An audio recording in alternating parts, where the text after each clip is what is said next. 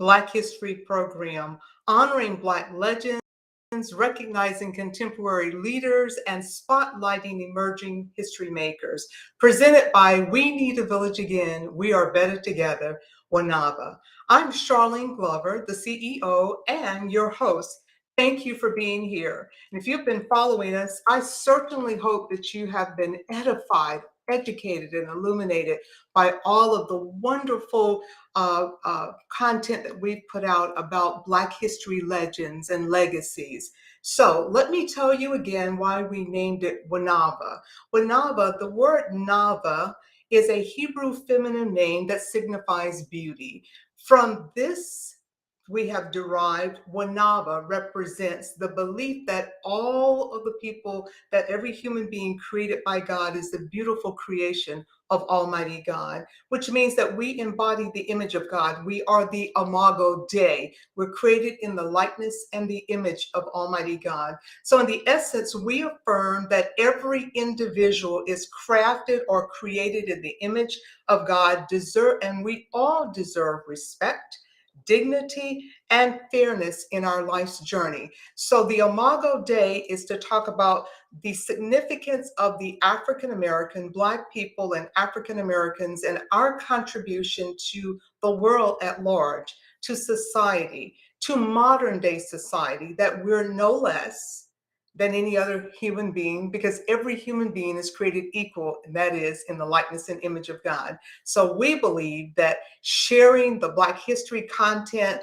highlighting and spotlighting some of the greats, both legends and legacies of those that have passed, and even modern day contemporary leaders and emerging history makers, is significant for us to be inspired, hopefully to be called to action again, and also for our children and our children's children to lift their heads and their shoulders to see the significance of from whence we come, our ancestors, and the things that have been done that are notable and noble in society. So in this segment, we're going to spotlight the intelligence, the resilience, the innovation, and the invention of African Americans who have made innumerable contributions to the medical industry, to medical science, to healthcare, and that is still effectuating our quality of life today in modern day society. So if you've ever been told that the STEM studies are beyond your reach, that is science, technology, engineering, and math, that they were unattainable, this segment is for you. See, science, technology, and engineering and the math fields all emphasize innovation, problem solving, and critical thinking, which are skills that can be developed, which you will see through this presentation the masterful display, the performance, and the exceeding greatness of several African American medical pioneers and icons. But before we dive into this presentation, I want to ask you a question. Do you know that you are the only barrier? You are the only barrier that you have to overcome.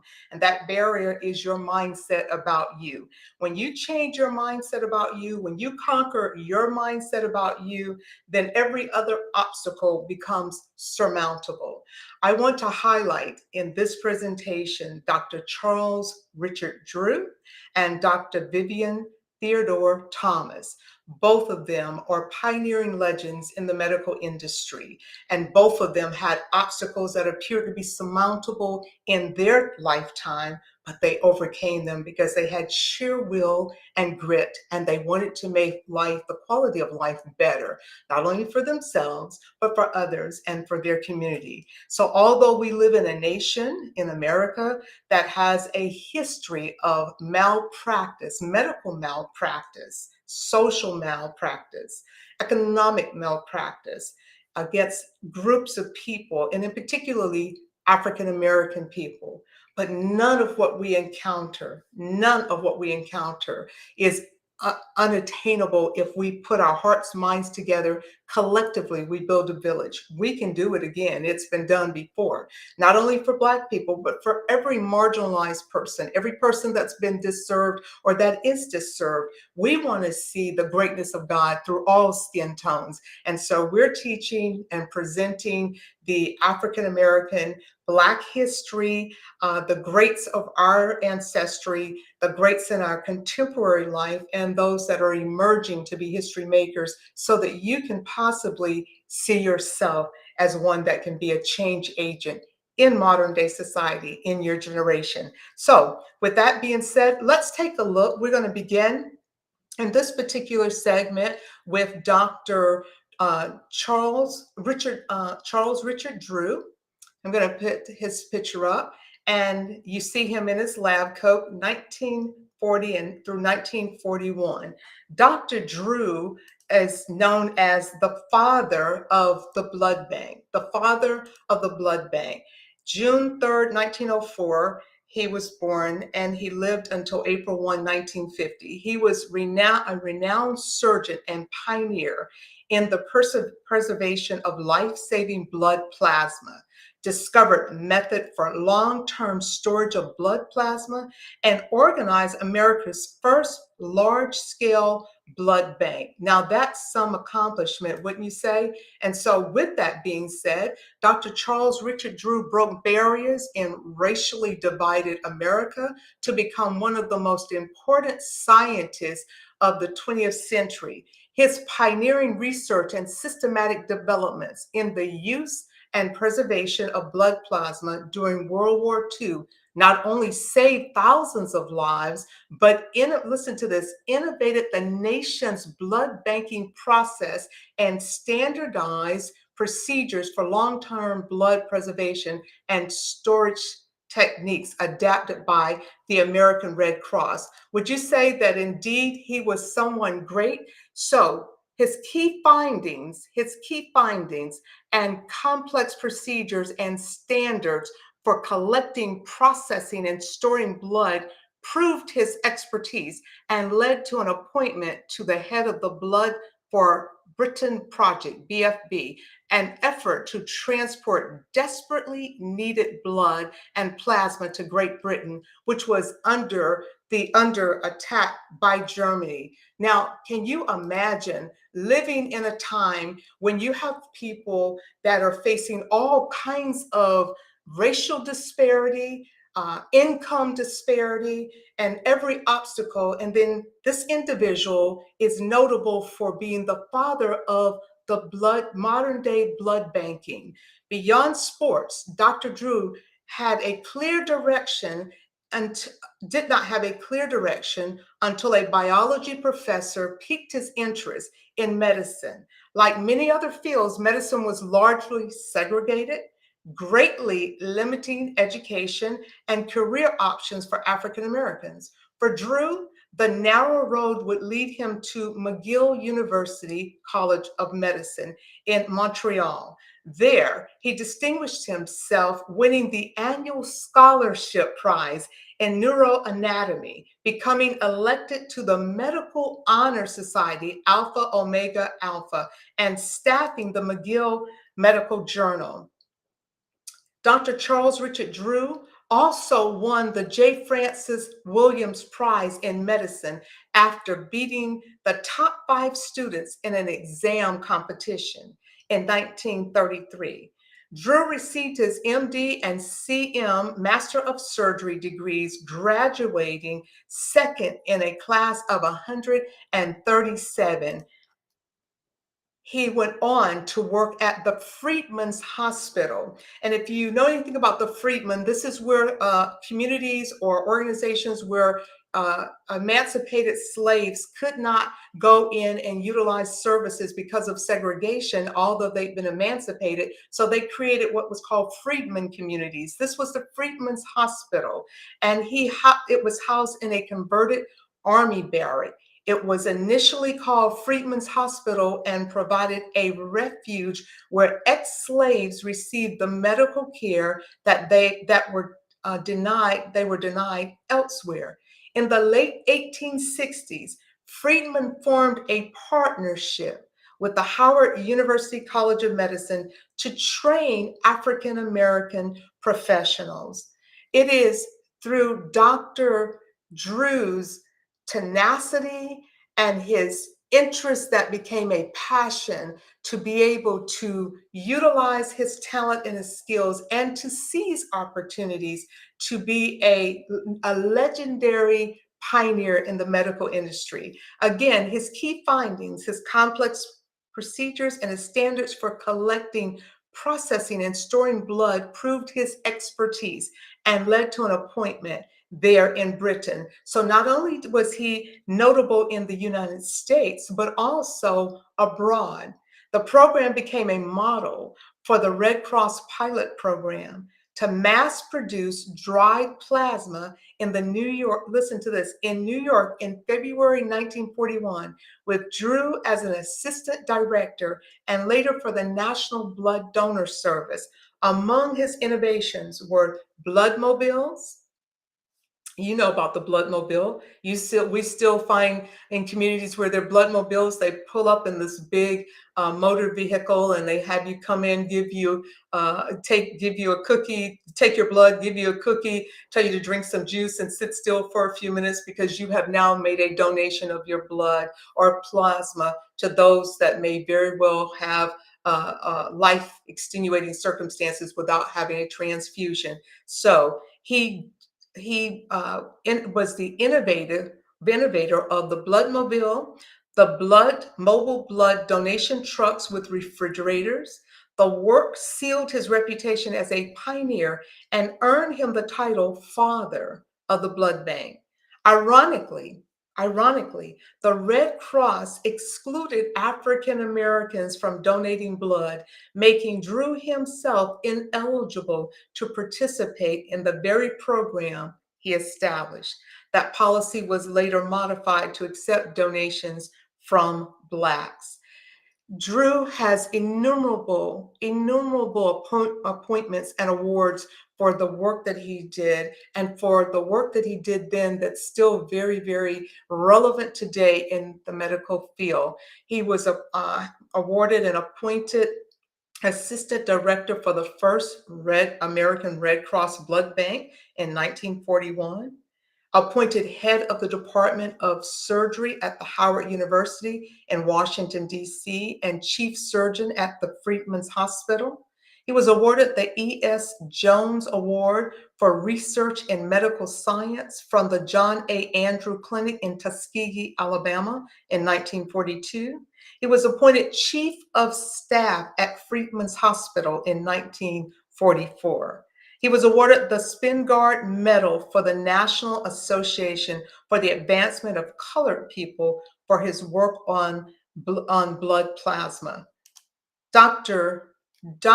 Charles Richard Drew is a pioneering legend in our history because of the medical contribution he made then and that is still very much relevant, and we are engaged in utilizing that technology for blood plasma, securing it, storing it, and also for blood mobiles where we are able to bring people in and have them give their blood, transfusions. He was a notable giant in the medical industry, although his obstacles were giant size. He overcame them. He recognized that in him, he had brilliance because he was created in the image and likeness of God, and he refused to allow the obstacles he faced to deter him. I quote Dr. Charles Drew, while one must grant at once that extraordinary talent, great intellectual strength, and unusual opportunity are necessary to break out of this prison of the Negro problem, we believe that the Negro in the field of physical sciences has not only opened a small passageway to the outside world, but is carving a road in many untrod areas along which later generations will find it easier to travel. The breaching of these walls and the laying of this road has not been easy and is not easy. Close quote, Dr. Charles Richard Drew, an American legend, an African American that demonstrates and displays the brilliance and the resilience of the Imago Dei, being created in the image and likeness of God. To learn more about Dr. Charles Drew's groundbreaking medical work and his contributions to the medical field that is still alive today or active today, visit ACS, that is Chemistry for Life, at acs.org. Chemistry for Life at acs.org. Now, I want to spotlight our second Imago Dei pioneering legend in the medical industry. And he's someone that is not very notable or have not been heard of historically, but there's a documentary that was recently prepared. And so people are learning more about Dr. Vivien Theodore Thomas. Dr. Vivien Theodore Thomas, and he too is a pioneering legend. Dr. Vivien Theodore Thomas was born in 1910. He died in 1985, an American surgeon. He is incredible simply because, as you learn his story, and we're going to do that with the video, you're going to recognize that how he started and how he ended was nothing other than just divine. Dr. Vivien Theodore Thomas' life and legacy are rife with colors of black, white, and blue. A poor Black man and a grandson of an enslaved person, Thomas was classified as a janitor at Johns Hopkins University, but donned a white lab coat and eventually played a crucial role in developing surgical techniques to overcome tetralogy of Fallot, which is the cause of the blue baby syndrome. And so he was born in 1910. While he never realized his dream of becoming or going to college or medical school, losing his life savings during the Great Depression, he became a scientist, an educator, and the teacher of many cardiac surgeons. So, though he didn't achieve that during his lifetime because of the social culture, he literally was the father, or he fostered the training and development of many cardiac surgeons in his day. He went on to be the head surgery department across the US. I'm going to share a video clip and we're going to take a look at his life and his legacy. On November 29, 1944, a one-year-old baby, Eileen Saxon, laid on an operating table at Johns Hopkins Hospital. Her skin had a pale blue hue. Her blood was not getting enough oxygen due to a common congenital heart defect known as the tetralogy of Fallot. Without repairing her heart defect, she would die. Dr. Alfred Blaylock stood before her and proceeded to perform the first successful palliative cardiac operation, which would later become known as the Blaylock-Taussig shunt. However, look close. None of this would have been possible without the ingenuity and innovation of the African American man standing right behind Blaylock, guiding every step of the procedure. His name was Vivien Thomas.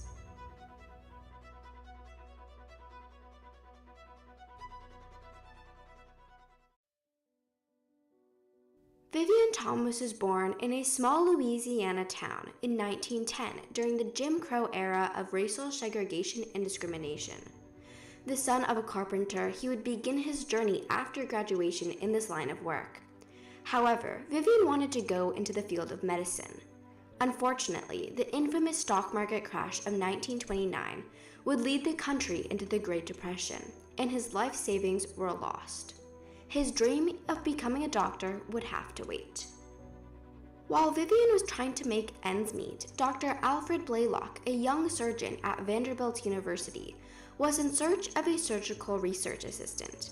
Their paths would meet and would eventually lead to a 30-year collaborative relationship that would explore the frontiers of cardiac surgery. However, at the beginning, the work was neither glamorous nor desirable, paying a third of his carpenter's salary. Yet, it was a stable job, rare during this time. Before long, Thomas was conducting the surgeries on his own. The only problem: Vivien was doing the work of a postdoctoral researcher while still receiving the salary of a janitor. Emboldened by their successful findings, Blaylock and Thomas continued research, conducting further studies into vascular and cardiac surgery late into the night, sitting side by side in the laboratory in a manner which would not have been acceptable in public. Despite the roadblocks to his success, Vivien continued to persevere, pushing forward the frontier of African Americans in medicine, even while he was still considered a janitor on paper. Alfred Blaylock continued his work at Vanderbilt University for 11 years with Vivien Thomas at his side. Blaylock was offered a position as chief of surgery at Johns Hopkins. All at once, Vivien Thomas's life was turned upside down as Blaylock requested Thomas to join him. For the first time, Vivien experienced a more pervasive form of racism as he arrived at a broken, segregated society in the midst of a housing crisis. All around him, skyrocketing housing costs prevented him from living on a janitor's salary. Thomas was also confronted by a shocking new reality. Racism had reached greater heights in Baltimore than he had faced in Tennessee. As a consequence of this, Thomas was forced to enter through the black entrance with black patients. He was discouraged from wearing the white lab coat, and he faced everyday injustices, including segregated bathrooms. And then suddenly, Dr. Helen Taussig, a pediatric cardiologist and a specialist in congenital heart disease, entered the scene. She had a problem with cyanotic babies, also known as blue babies, due to the bluish hue of their skin. These newborn babies would eventually die from oxygen deprivation as their blood was not able to get to their lungs to become oxygenated. Although Taussig did not know how to complete the surgery, it had a striking correlation to research previously performed at Vanderbilt, which involved the procedure of anastomosis. But that experience did show a way to increase the blood flow to the lungs and would lay the groundwork for the research on blue babies. Blaylock tasked Thomas with two jobs. The first was to replicate the blue baby syndrome in dogs, and the latter, to correct this ailment with a connection or shunt between the subclavian and pulmonary arteries. I had been the man that was working behind the scenes and was doing the research for Dr. Blaylock. Thomas and Blaylock toiled away for 2 years, examining and researching ways to reproduce the tautology of Fallot, or the 4 congenital heart defects as seen in cyanotic babies, in order to perform the surgery on dogs. However, the majority of the challenge would lay in the survival of the infants. The first survivor of this surgery, a dog named Anna, would become the first, most famous of these dogs, later becoming a mascot for the blue baby. In the following 2 years, Thomas used 200 dogs to replicate the anomalies observed in the tautology of Fallot. He proved that the procedure was non-lethal and could be successfully performed on a human subject. Eileen Saxon was born prematurely on August 3, 1943, and a heart murmur had been detected. Months later, Eileen's doctors discovered that her blood was lacking oxygen, and Eileen's lips and fingers had turned blue, and the rest of her body was following suit. Eileen was weak. She could only take a few steps before she became short of breath. If no action was taken, Eileen would die a slow and painful death, as she slowly lost the ability to breathe effectively. Countless had perished before Eileen from this very condition, blue baby syndrome. Eileen's condition had become critical, and the time had come to bring the laboratory work to the operating room on a human baby. Blaylock was given the opportunity to attempt the surgery, effectively disregarding the medical taboos surrounding heart surgery. However, while Thomas had successfully operated on hundreds of dogs, Blaylock had only performed it once as Thomas's assistant. On November 29, 1944, Eileen's surgery took place. Modified tools were crafted by Thomas's own hands in order to suit the new purposes of cardiac surgery, as Eileen's anatomy and vessels were half the size of the dog's. Vivien's presence was requested by Blaylock and was positioned at his elbow, standing on a step stool, peering over his shoulder, watching his every move. A team of white-clad doctors labored over the tiny baby, with Vivien Thomas coaching them from above. an image that would become famous in the annals of cardiac surgery. Eileen would survive the surgery, and eventually she would leave the hospital for Christmas. Eileen Saxon lived 3 more months before she became blue again and died just before her 2nd birthday. Blaylock would perform the same surgery successfully on an 11-year-old girl with complete success and continue to perform it on a 6-year-old who famously regained color by the end of the surgery. The operation would become known as the Blaylock-Taussig shunt and is still used today. Within 1 year of Eileen's surgery, over 100 babies were treated at Hopkins, coming from thousands of miles away, always with Thomas at his side. This point in time signifies a pivotal change between old science and a new frontier that was introduced and executed by Vivien Thomas. After the successful surgeries, Blaylock would be considered a pioneer of cardiac surgery, but Thomas would not receive the recognition for his contributions until many years later. He would continue as a patient teacher while he taught procedures in the lab. Many renowned surgeons would later credit Thomas for teaching them the surgical skills that would help them reach the forefront of medicine, including Denton Cooley, who would perform the first heart transplant in the U.S. in 1968. Outside the sanctuary of the laboratory, Vivien faced racism and discrimination throughout his entire career. Thomas slowly incorporated other African Americans into medicine at Hopkins. He began by training a number of Black laboratory technicians. Over 3 decades, Thomas trained 23 men and significantly opened the doors for African Americans in medicine. All of these men, similar to Thomas, had no medical training and only had their high school diplomas.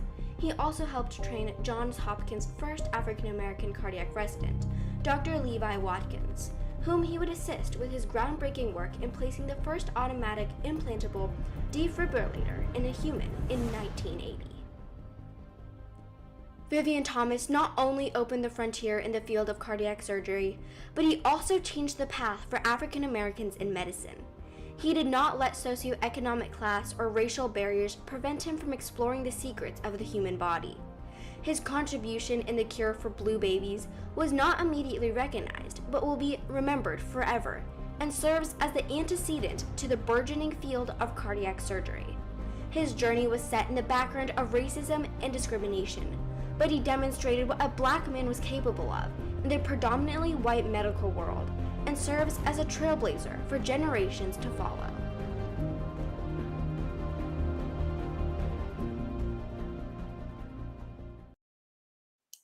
On November 29th, Thomas was unique in that he did not have any professional education or experience in a research laboratory. However, he served as a supervisor of the surgical laboratories at Johns Hopkins for 35 years. In 1976, Hopkins awarded him an honorary doctorate and named him an instructor of surgery for the Johns Hopkins School of Medicine. Without any education past high school, Thomas rose above poverty and racism to become a cardiac surgery pioneer and a teacher of operative techniques to many of the country's most prominent surgeons. Thomas did not allow the mountains that was before him to be greater than how he saw himself and what he saw that he was called to do. I'm encouraging you, if you have any propensity, desire, aspirations towards STEM, science, technology, engineering, and math, it's a skill to be learned. Some people are gifted, yes, but most anything that can be learned by you. We can learn skills to do things that can make a difference in our society. The biggest hurdle that you have to overcome is how you see you. Your mindset about you, once conquered, makes the world, the sky is the limit for you to do whatever it is you believe God created you to do or to be. I hope you're encouraged to learn more about Dr. Vivien Theodore Thomas and his extraordinary accomplishments and contribution to medical science and modern day science and his amazing life story, visit the American College of Cardiology at acc.org. In addition, there is a documentary that is out online that you can take a look at. It's probably on some of the platforms as well, but it's a movie about Thomas's life called Something the Lord Made, and the documentary titled Partners of the Heart. It would be worth you taking a look at that just to see the incredible story where a man was trained by his father to use tools as a carpenter. He was gifted as a carpenter, but he was also, his hands were anointed to do some incredible things in medical technology and the technology that we're still utilizing today. So I hope you're encouraged. I hope you're illuminated, but I hope most of all that you're inspired, that no matter what we're dealing with in society, what hurdles we have to overcome, what familiarities that we are being strapped with again in our society through the nonsense of hatred and racism and inequities and injustices, those things are still surmountable. There's still mountains and obstacles that you can overcome because the greater one lives on the inside of you. And so I want to thank you for joining us. For we need a village again, we're better together. And I hope you can see that the village is stronger when we're together by coming together with our talents, our resources, our knowledge, and our skills. We can make a change, and we can be different. We can be change agents in our society. The Imago Dei, Brilliance and Resilience of Dr. Drew and Dr. Vivien Thomas, a legend, a pioneering legacy, not often regarded in their day, but absolutely unable to be forgotten in today's society because of the major and incredible contributions that they've made that's still affecting change and doing well for the quality of people's lives today. So why don't you plan to join us next week, which is our fourth segment, and it's a special episode. We're going to have two of our certified Ghana African tour guides, Israel and Emmanuel. They're going to walk us through a virtual tour of some of the most historic sites in Ghana, Africa. We're going to visit the W.E.B. Du Bois Center. We're going to visit one of the either the Elmina Coast or the Cape Coast castles where Africans were enslaved and held until they were taken across the ocean. They're going to share with you the dignity of the African life. I know that you're going to be encouraged, and I hope you will invite your family and friends and share this particular broadcast with your family and friends. So why don't you plan to join us next Tuesday? The truth is, we need a village again. Thank you for joining us. God bless.